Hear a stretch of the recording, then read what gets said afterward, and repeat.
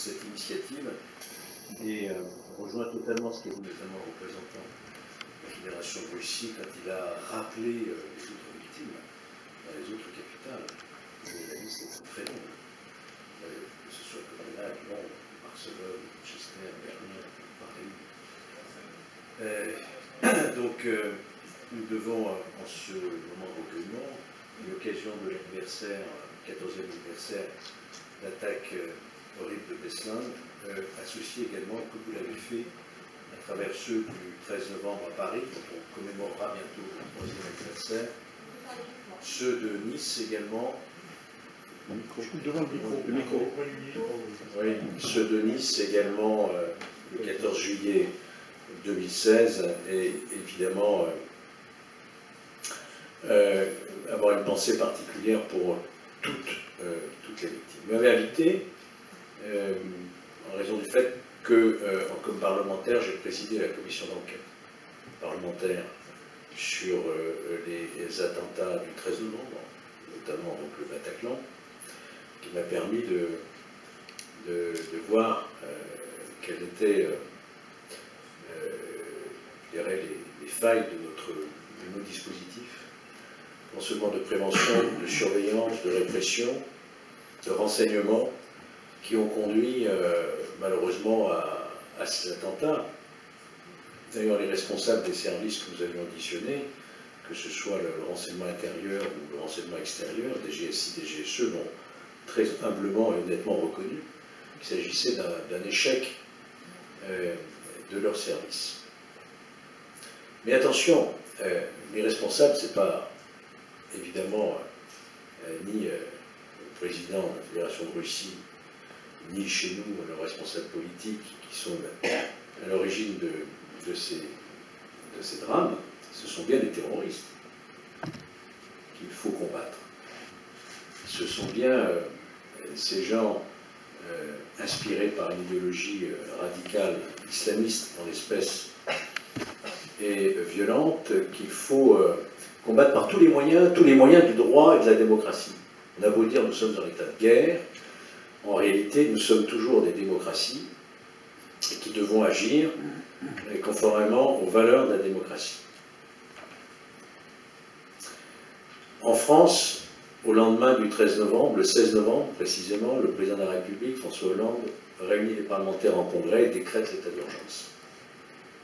L'état d'urgence est une situation exceptionnelle dans un état de droit. Un état d'urgence qui s'est prolongé pendant plus de 2 ans et qui a été il a été mis fin, je crois, au mois de février 2017. Et pour autant, une démocratie, si elle doit respecter évidemment ses valeurs, elle ne doit pas non plus se montrer faible par rapport à ceux qui nous déclarent cette guerre terroriste. Donc entre des principes généraux qu'il faut défendre et la nécessaire responsabilité des pouvoirs publics d'assurer la sécurité de nos concitoyens, il y a la place pour une démocratie renforcée, un état de droit renforcé. C'est ce qu'a fait la France. La France s'est dotée de dispositifs de prévention et de répression exceptionnels, avec les garanties de droit. D'abord, au niveau de la prévention, la sortie de l'état d'urgence a permis quand même de conserver un certain nombre de dispositifs qui relèvent maintenant de l'administration, donc du préfet, du ministre de l'Intérieur, par le biais de perquisitions administratives, d'assignation à résidence, de fouilles de véhicules aux abords d'un événement particulier, d'assurer une meilleure sécurité. Tout cela, c'est une avancée. La fermeture aussi de lieux où se propage l'islamisme radical, notamment certaines mosquées salafistes, qui propagent évidemment ce qu'on appelle la haine et la violence. Des mesures d'éloignement du territoire. Un renforcement aussi de nos services de renseignement, avec une meilleure coordination. C'est surtout cela, la coordination de nos services de renseignement. On a à peu près une quinzaine de services qui fonctionnent, pourquoi pas, mais encore faut-il les coordonner et avoir une action efficace. Je pense qu'aujourd'hui, on a quand même une meilleure coordination, je dis bien quand même, parce que rien n'est parfait encore, une meilleure coordination dans ce domaine. Mais n'oublions pas que nous appartenons à un espace européen, et qu'il est très important aussi que nous ayons une coopération franche, efficace au niveau européen. On est encore loin du compte.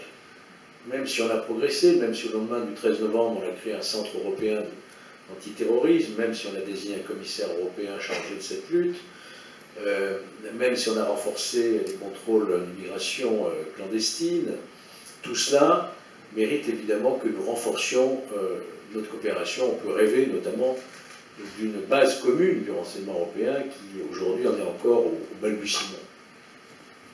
La justice est organisée, la justice est spécialisée, comme vous le savez. Il y a des cours d'assises spécialisées, des juridictions correctionnelles spécialisées, des procédures renforcées, notamment en matière de garde à vue, de perquisition, d'application des peines, de régime de détention. Et là-dessus, il faudrait développer, bien sûr, toute la question des prisons en France où se propage cette radicalisation islamiste, avec quelques 1500 détenus actuellement considérés comme radicalisés, vous imaginez, dont environ 500 condamnés pour faits de terrorisme, et qui vont sortir dès l'année prochaine. Le procureur de la République de Paris a tiré le sonnette d'alarme en disant qu'il va y avoir 450 individus condamnés qui auront purgé leur peine et qui vont se retrouver en liberté. Que faire?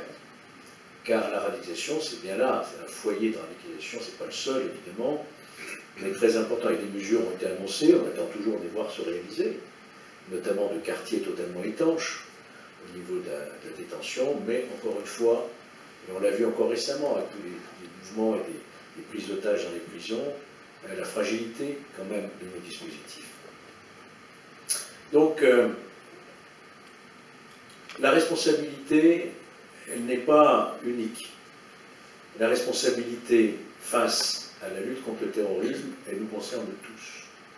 Que l'on soit magistrat, que l'on soit fonctionnaire de police, universitaire, sociologue, parents d'élèves, enseignants, à tous les acteurs, élus bien entendu dans les communes, c'est un travail en profondeur pour tuer le mal à la racine, c'est-à-dire ne pas chercher des moyens toujours de répression. Il vaut mieux éviter évidemment que l'attentat se produise. Et donc s'il faut lutter, c'est contre ces prémices, cette radicalisation. Vous savez, en France, le premier djihadiste français, vous en souvenez, remonté à 1995, un certain Khaled Kelkal, originaire de la région dont je viens, Lyon, et qui était à l'origine des attentats de 1995, les attentats du RER, notamment de Saint-Michel. On n'a pas pris vraiment la mesure de ce qui se passait à ce moment-là, et on a laissé malheureusement prospérer ce terreau islamiste dans certains endroits de nos cités, et qui vont se rappeler à notre mauvais souvenir en 2012. C'est vrai qu'on a vécu une période, 95-2012, pratiquement sans attentat. Mais en 2012, Mohamed Merah, des enfants aussi victimes, des enfants de l'école juive. Et puis, évidemment, 2015, où on verra le 11 janvier 2016, notamment, défiler en France 4 ou 5 millions de personnes à Paris, avec beaucoup de chefs d'État représentés. C'était l'union sacrée. Comme aujourd'hui, nous faisons une sorte d'union autour de toutes les victimes, quelles qu'elles soient. Mais pour autant, cette union sacrée, ces commémorations utiles, nécessaires, ne doivent pas nous faire oublier que la menace terroriste, elle existe. Elle est toujours d'un niveau élevé. Il ne se passe pas une semaine, j'allais dire un jour, sans qu'on nous annonce un attentat quelque part dans le monde, y compris près de chez nous, en Europe. Et que donc nous devons mobiliser toutes nos forces, et j'appelle, moi, de tous mes voeux, une meilleure coopération internationale. Je crois que je ne trahis aucun secret de quelque sorte que ce soit, en déplorant malheureusement que la coopération en matière de renseignement entre la France et la Russie, par exemple, puisque nous sommes ici, pourrait être largement améliorée. Nous avons beaucoup.